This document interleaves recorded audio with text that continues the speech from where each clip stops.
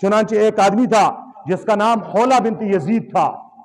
वो आगे बढ़ा, छुरी ली और सर काटने लगा, हाथ काम गए, न काट सके।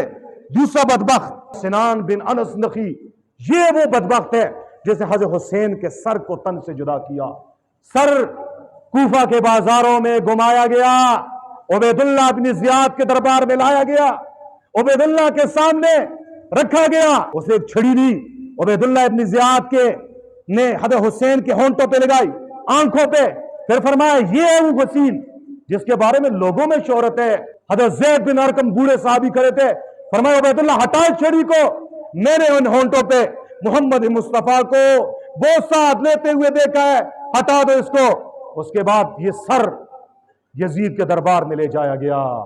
यजीद बदबख्त ने, उसने भी हजरत हुसैन रजी अल्लाह ताला अन्हु के होंठों पे छड़ी मारी और बालों में ऐसे छड़ी मार के कहा, मेहंदी लगी हुई थी।